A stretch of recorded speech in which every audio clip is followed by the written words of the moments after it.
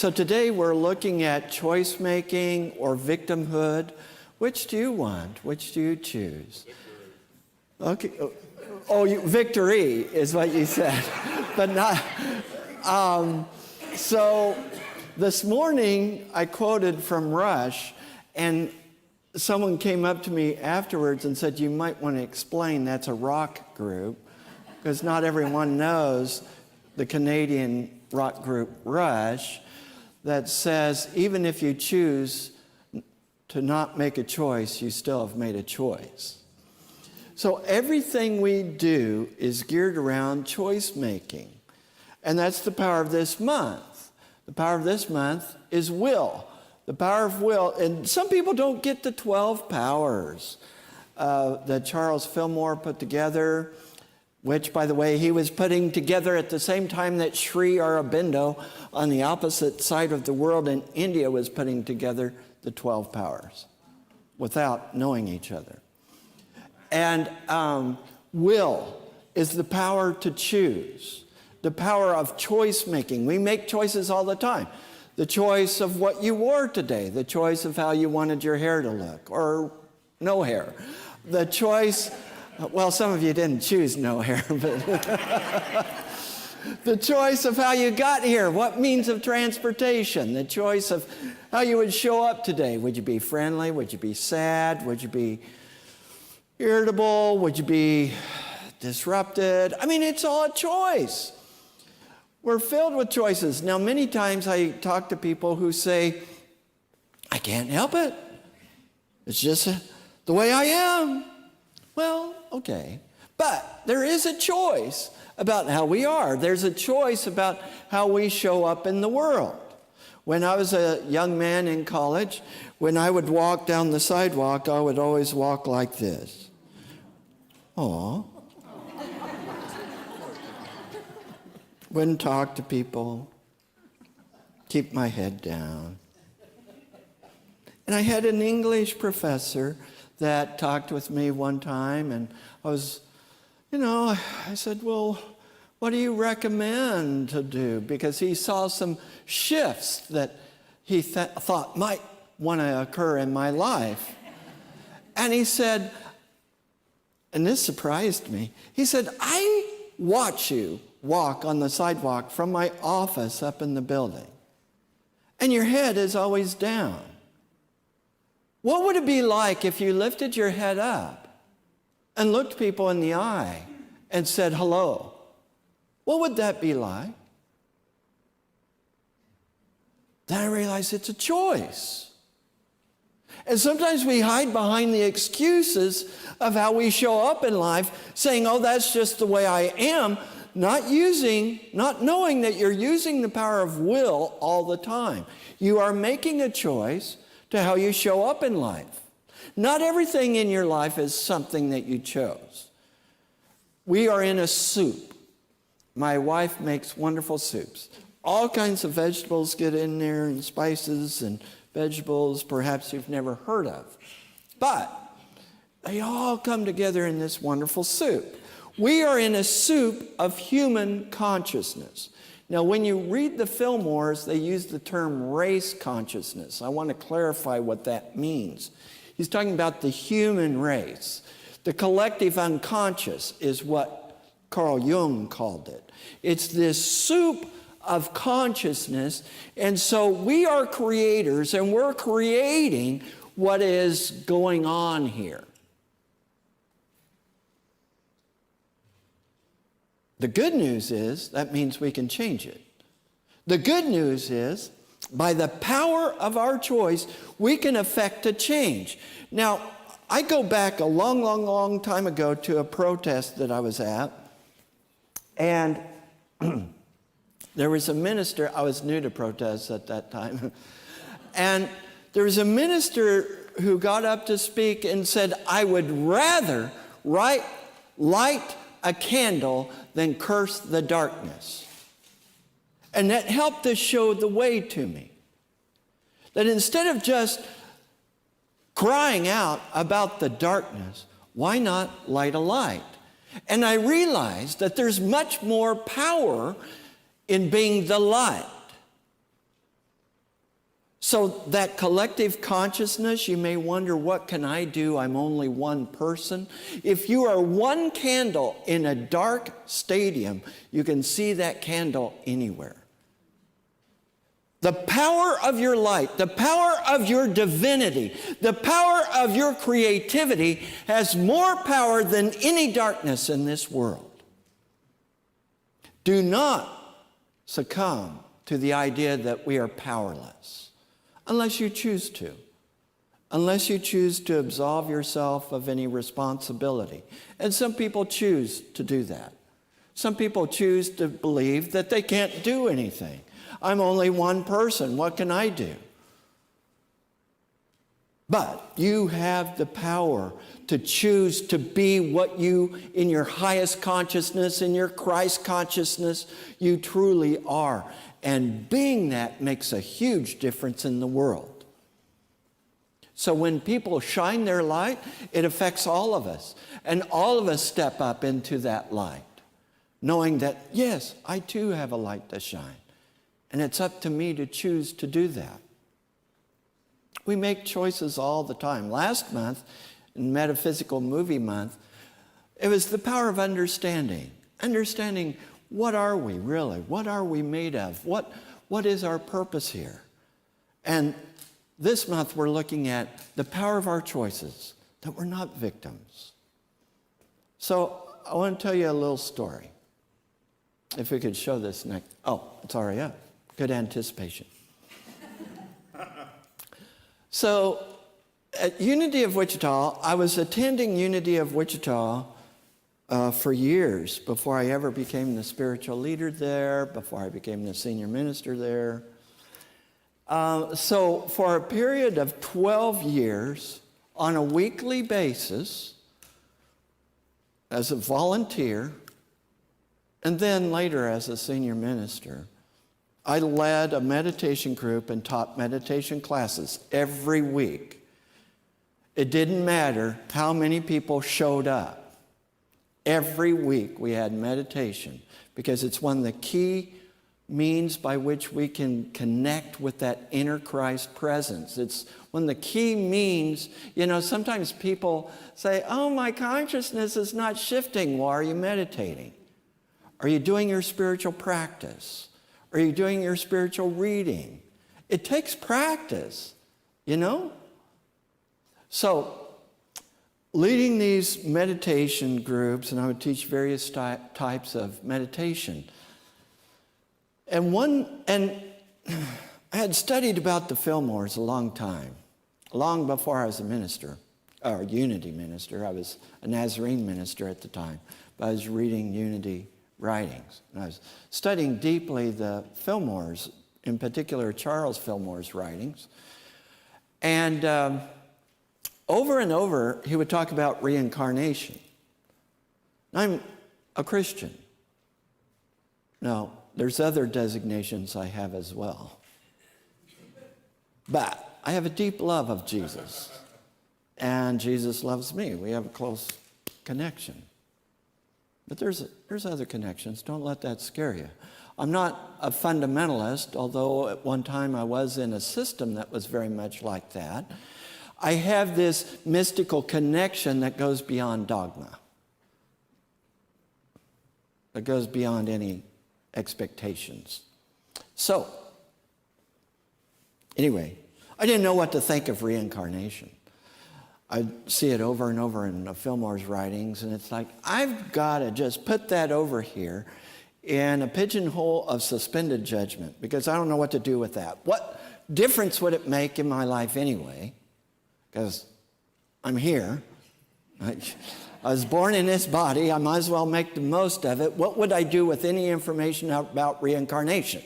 And, people I would talk to about reincarnation, this one's Queen Nefertiti, and this one was Nero, and this one was, nobody's just an ordinary Joe. And I thought, well, are they making this stuff up? So I was analytical, I was a little skeptical, but I thought, Anyway, so I'm in this period of deep meditation. And through the years, through meditation and prayer work, I've come to recognize the voice of God, if you will. This inner voice, this inner knowing, this knowing, I know that I know. So while I was meditating was this familiar voice, very deep, resonant voice that said, you will now see yourself as you once were. Now, let me explain something. Even though I grew up in a very conservative, even fundamentalist Christian family, starting at about age 4, I've studied about India. I've always gravitated to India. As a 4-year-old, I would get comfort by looking at the panoply of the ways in which the divine shows up. Shiva, Ganesh, Vishnu, Brahma. And I'd feel at home. As a hyperactive child, I would look at that and I'd go, oh, explain that. So, in all my years of studying about India, okay, so I had this vision. God said, you will now see yourself as you once were. And up popped this image of temples that I had never seen before. I've studied about India my whole life, and I had never seen these temples. Well, what's up with that? Where are these?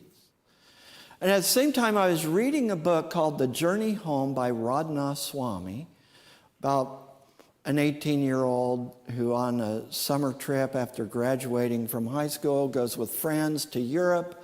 He decides he doesn't want to come back home and decides to hitchhike, using the power of will, hitchhike from Europe to India, going through places like Afghanistan. It's a fascinating book.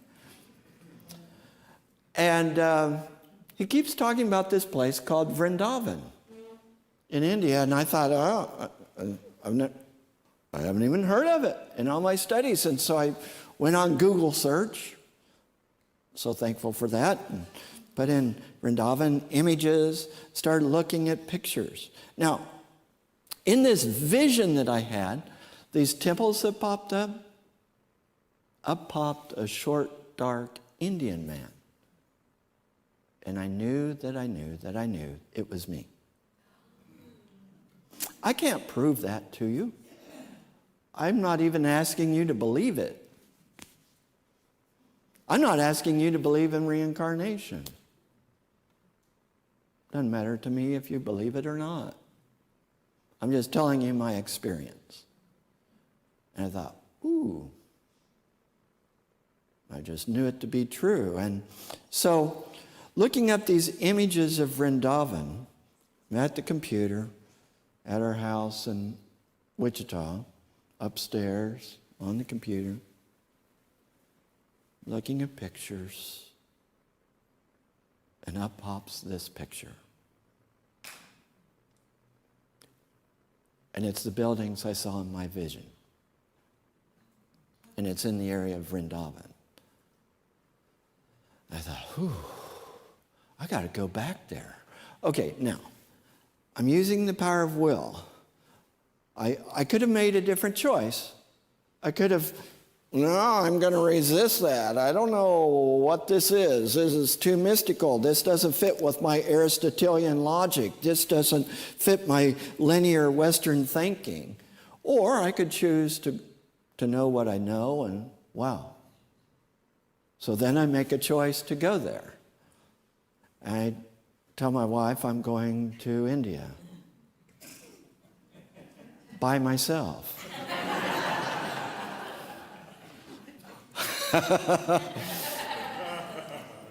To places where I know nobody and have no one there to guide me.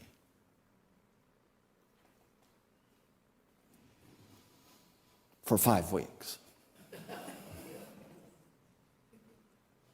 How was that for you? Anyway, so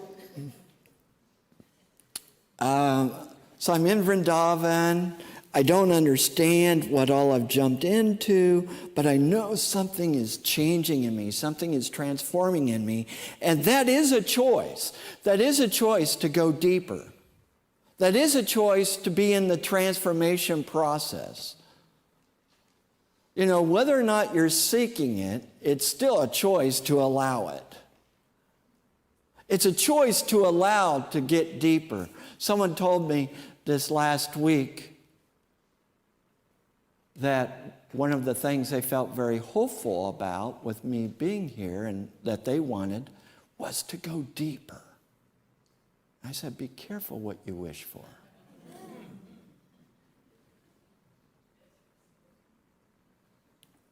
Do you want to go deeper? Really? Because it can change your life if you do. So, I go back, I go to Vrindavan, I get this tour guide, taxi driver.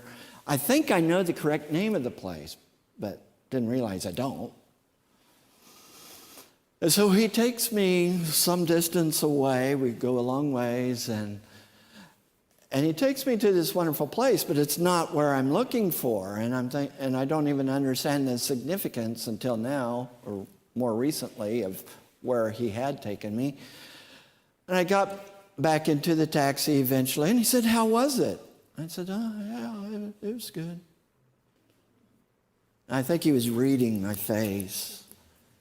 Now, here's a confession. Maybe you can relate to it.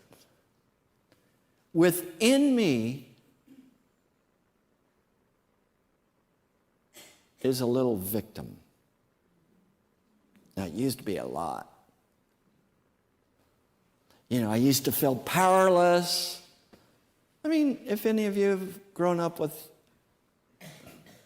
abusive events and things, you may have grown up with this feeling of being powerless. But thankfully, with the spiritual work I've done, meditation, unity principles, spiritual practices, that is very, very minuscule at this point. But when I saw that I had traveled thousands of miles and spent thousands of dollars to go to a special place, and then it wasn't that place, there was a little part of me that said, see, you can't get what you want. You loser. Who do you think you are? Traveling around the world following a vision. You're deluded. Have you ever been there? Once or twice. But I thought, oh, little Timmy, I recognize you. I've learned so much, and I don't think I have to go there. I don't think I have to go into that consciousness. See, it's a choice. You don't have to just have a knee-jerk reaction. It's a choice how you respond to life. It's a choice how you respond to the events of life. It's a choice how we respond to what happened in El Paso and in Dayton. It's a choice how we respond to it.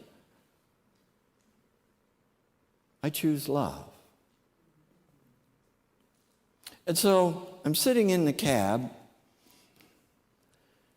I'm thinking, oh, jeez, what do I do? I'm not a victim, but it's hard to not feel like one. The cab driver turns around and he says, I know of a place not far from here that's very special to me. It's very special. May I take you there? Now, there was a part of me that was saying, oh, let's just pout. Let's have him drive us back to the ashram and, oh, I can never get what I want or need. But I'd come thousands of miles, thousands of dollars, hey. Yeah, sure. Yeah, take me. So we drive a ways, and I began seeing in the distance, through the trees, as we begin approaching this. And I realized my choice would have made the difference. I chose to go along with it and found what I was looking for. What have you missed out on because of your choices? What have you experienced that is joyful because of your choices? And even if you make the wrong choice, haven't you learned from it? Haven't you grown from it? Why not make a choice? Because not making a choice is a choice. Why not make the best choice you can based on the power of understanding, based upon the power of wisdom, based upon the power of your imagination, your vision, based upon your zeal, your enthusiasm, based upon that which you know to be true, your faith, based upon the Christ that you are, the divine presence that you are. You can step up into your decision. You can step up into your power. We are creators. You are the presence of God in action. You don't have to be a victim. You may be if you wish to be. But you can create the experience of your life. You can be that beingness of God expressing through your choices.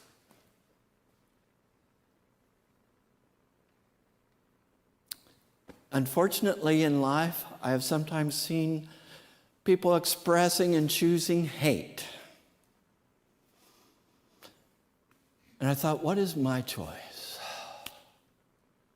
I choose to stand up in love. I choose to stand for truth. I choose to be a light rather than cursing the darkness. That's what we bring to this world. That's what unity brings to this world. Be that presence. You are that. Thank you.